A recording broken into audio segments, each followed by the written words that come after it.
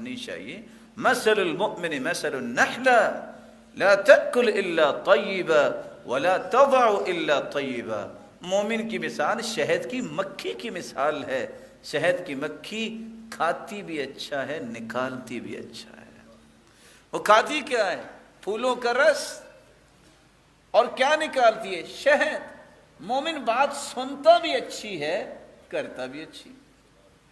جو مثالیں اللہ تعالیٰ کے پیارے پیغمبر نے مومنوں کے دی اس پہ انسان غور ہی نہ کرے کہ میری مثال کیا اللہ کے رسول نے دے دی ہے. اس لیے تو حدیث میں آتا ہے کل الذباب فی النار الا النحلہ، ساری مکھیاں جہنم میں جائیں گی سوائے شہد کی مکھی کی.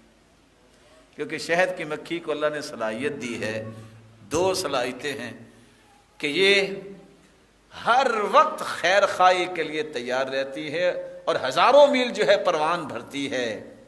کس لیے؟ کہ میں رس کہیں سے اکٹھا کروں، اور وہ بھی پھولوں کا، اور اس کے بعد پھر شہد دنیا کے لیے پیش کرتی. خیر خواہ ہونے کی وجہ سے اور ہمدرد ہونے کی وجہ سے اللہ تعالیٰ نے اس پہ جہنم حرام کر دی.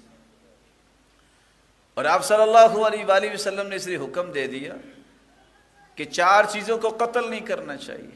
النملہ والنحلہ والہدہد والصرد. شہد کی مکھی کو نہ مارا کرو. آج کتنے بادشاہ لوگ ہیں انہوں نے شہد لینا ہوتا ہے کہتے ہیں پہلے اس کو آگ لگاؤ. آپ ویسے بھی اتار سکتے ہیں. کوئی شہد اب نیا تو نہیں آیا، یہ صحابہ کرام کے زمانے میں بھی تھا، اور اس کے باقاعدہ احکامات ہیں. شہد کی الگ سے زکوٰۃ ذکر کی ہے.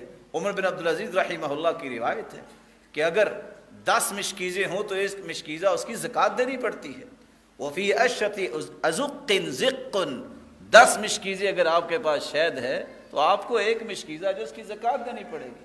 اس وقت بھی صحابہ اور اس سے پہلے بھی لوگ شہد کھاتے تھے. پہاڑوں کی چوٹیوں پہ بھی ہوتا تھا اور درختوں پہ بھی ہوتا تھا. اب کوئی نئی چیز تو نہیں آ گئی کہ جس کے بارے میں آپ یہ فیصلہ کر دیں کہ پہلے مکھیوں کو آگ لگائے.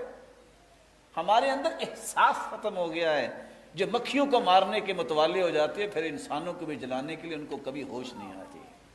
اور اللہ کے رسول صلی اللہ علیہ وآلہ وسلم نے کس طرح یہ بات سمجھائی ہے کہ تم نے مکھی شہد کی اس کو قتل نہیں کرنا، تم نے چونٹی کو قتل نہیں کرنا، تم نے ہدہد کو قتل نہیں کرنا. ہمارا شکار پورا ہی اس وقت ہوتا ہے جب ہدہد کو مارتے ہیں.